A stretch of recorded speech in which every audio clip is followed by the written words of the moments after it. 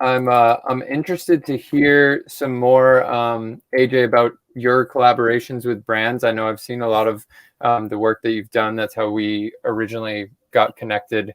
And obviously it's a wide variety of brands. Like, you work with fashion brands. I've seen you work with, some beauty and wellness brands, kind of like runs the gamut as far as your portfolio. Yeah.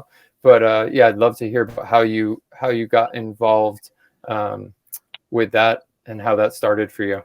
Yeah. So, I mean, social media for me, so I moved from California to Boston. I moved here for college. So I think for me, posting as like often or regularly as I did at the beginning, it was like a really nice way for me to keep my family in touch with like what was going on here, right? Like what I was doing, like new friends I was making, all that stuff. It was like, I even started like a little blog, I think, when I moved out here, but like the whole point was really, I was just trying to keep my family in the loop and like just a place to put pictures of stuff, right? I think, as the way people started to engage with social media, especially Instagram, like as that started to evolve and change, I think the way I started to use it started to evolve and change a little bit too. I started to, care a little bit more about like what I was posting. It was less of just like, I feel like Instagram, at least when I started using it, was like, just post whatever you like. If I'm like, oh, like this, like here's my coffee, like snap a pic and post it, like no filter, like no one thought about like what the caption was going to be. Right. So like, obviously that stuff started to change, I think, as like the whole influencer marketing thing kind of took off. But I started kind of just like posting more and thinking a little bit differently about like what I was posting, never really with the intention of like getting into any sort of like content creation in the sense of like working with brands. Maybe it's because like I'm a performer, I'm a creative at heart. So maybe it was just like a creative outlet. And I started to just really enjoy creating content kind of for other people to react to or engage with. And again, I think maybe that's just the performer in me, like liking to get a reaction out of people. And so that started to happen more and more. I started to figure out like what content people were engaging with, what content people like to see. And then I started like, I would like tag what clothes I was wearing or like tag what like beer I was drinking, whatever it was. I started just kind of playing around with things like that. But again, never really like the end game was never to become like a content creator or like an influencer. I would see people like getting free stuff on Instagram or like, people were getting paid to do it. And I always thought somewhere in the back of my head, like that would be really cool. I wonder how they did that, but I never actively pursued it. So like people ask me this question all the time and my response is like, it kind of just fell into my lap. Like the first brand collaboration I ever had, the brand just like reached out to me on Instagram and was like, hey, I think they were like launching a campaign in like the New England, Boston market, and they were specifically looking for guys. I think the market in general is like very saturated with female, like women content creators. And so a lot of times brands, I think, are looking for someone who is actively like posting and creating content when they're looking for guys, right? So the brand reached out to me and I was like, sure, you know what? Like I'd love to try your product. In exchange, it was like a wellness brand. I think it was Hims. Actually, so like that, they reached out and I was like, sure, you know what, like would love to try some stuff, like in exchange for some posts. Great. And I that was the first one. I did that. And I think, like after that, I maybe got like another, maybe, I might've used some hashtags that like put me in the like Boston content creator, like Boston influencer, Boston blogger, kind of like out in that space, and let, a couple of other brands reached out. But I just kind of, as more opportunities presented themselves, I was like, I'm already here. I'm already posting. I already like to do it. So if I can like make some extra money doing something that I already really enjoy doing, like, let's do it. Let's run with it and see what happens. And so that was probably about like 2 or 3 years ago when that happened. Like I said, a couple brands reached out after that. I signed up for some like influencer to brand, like they have these platforms online that create or like connect brands and influencers and or content creators. Signed up for a couple of those, applied to like casting calls that they would put out on those websites, got some deals that way. And then more recently, it's just really been about cultivating like relationships with their PR people or just like the brands themselves, you know, really trying to create content that is valuable for the brand and like aligns with their ethos. And so, yeah, it's just like, like I said, it's something that I was doing. I liked doing it. And I was like, why not just like, if I can make some money doing it, and have some fun and get to work with some really cool brands that I actually really like why not? And here we are. Yeah. We were actually curious, sort of how that kicked off, right? Like, was it you approaching the brand, or was the brand approaching you? And it sounds like it started off sort of innocently as just, you know, brand reaching out to you and saying, hey, we really dig what you do. Yeah, exactly. Yeah, I'd be curious kind of to dig into your creative process. Like you were just saying, like, you know, you sort of get a good idea as far as like what the brand likes to see. Like, what is that creative process like? Is it mostly you that's kind of driving that, or is it, you know, maybe it started off as you, like you were saying, as you like now you're sort of in the cultivation phase, but is it like a balance? Like, is it you driving it? Is it them driving it? Maybe it's different every time. Yeah. I think it's like it varies case by case. Like some brands will be very specific in like what they're looking for, and they'll give you the criteria and the parameters for which you can create content. And that's a lot of fun. Like, I think part of one of the things I like about it too is like the challenge of having to create content that kind of like, it's like internalizing the brand's ethos and like messaging and trying to like translate that into something that makes sense for my brand. And so, like I said, a lot of brands or companies will be very prescriptive in what they're looking for. Some of my favorite or like relationships that I have now, though, are some of these brands that I've been working with for a long time, where they give me much more creative control. I've worked with Night Shift Brewing for a while now, probably coming up on like a year. Huge fan of Night Shift, you know, always have been. So was super excited when I got, you know, as I was approached to create some content for them. But they're like a good example of a brand who just kind of says like, here's a product, you know, very broadly, like, here's kind of what we hope to achieve with like this campaign, but like do what you want, like do what makes sense for you, like have a lot of fun with it. And so I think some of the most fun that I've had creating content has been for brands like that, where like I get free reign creatively to just try different things and like just have a lot of fun making the content. Yeah, they're a great brand. That craft beer market has just the past few years absolutely exploded. Yeah, I love it. But your point about establishing that trust is interesting.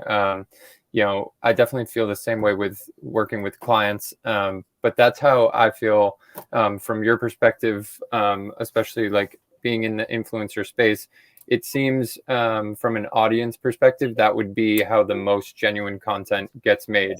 You know, like the audience nowadays can sift through what's organic and what's like, you know, basically, I'm trying to think, you know, of a word for it, but the authenticity. Yeah, exactly. What's are hungry for that. What's contrived and what's like genuine. Right. So I think that the fact that you got into the space by just genuinely being passionate for these different products or these different, you know, lifestyle things that you're using on a day-to-day basis, that's obviously what attracted those brands to you. It's like, look, he's already you know, he's already creating this great content.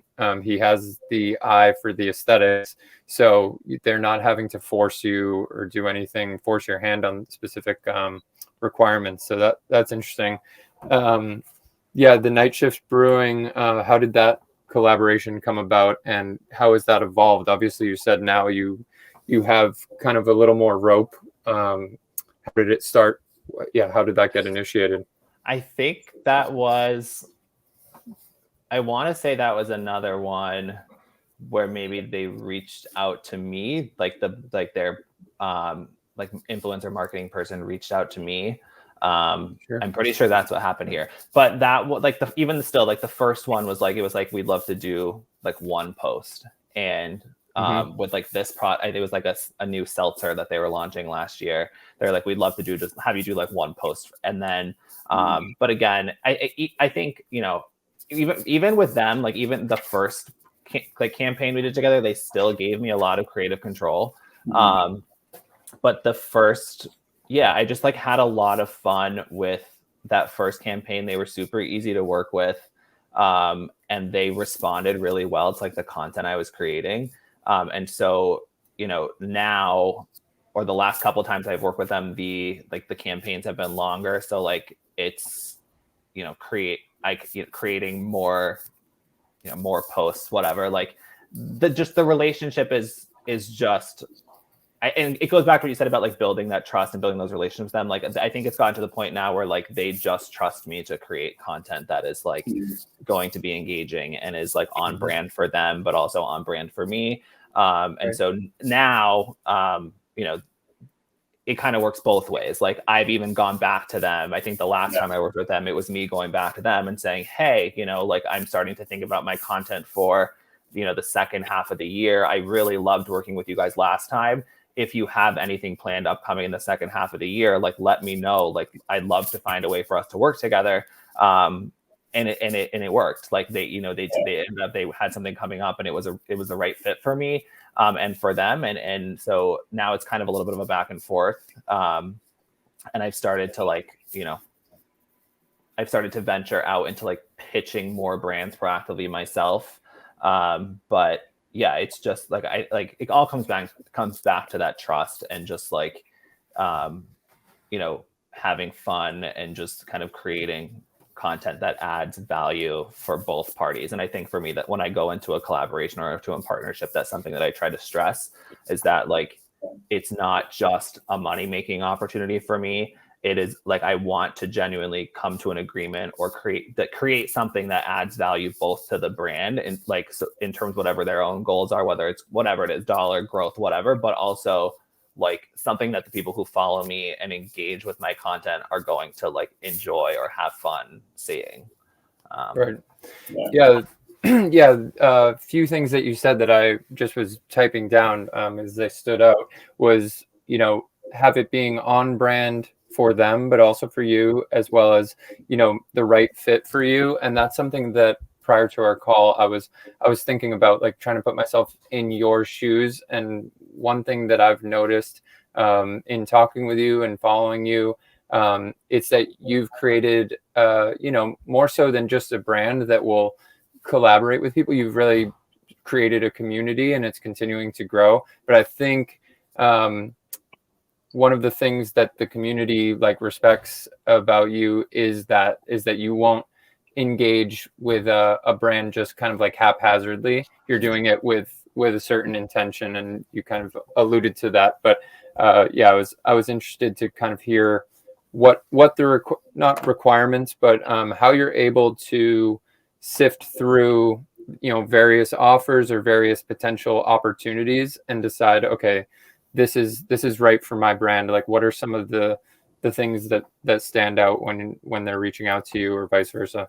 Yeah. And I totally agree. Like, the community piece and is so important, like building the community and like the whole, like you were talking about, like the authenticity and like what content like people are creating is very important.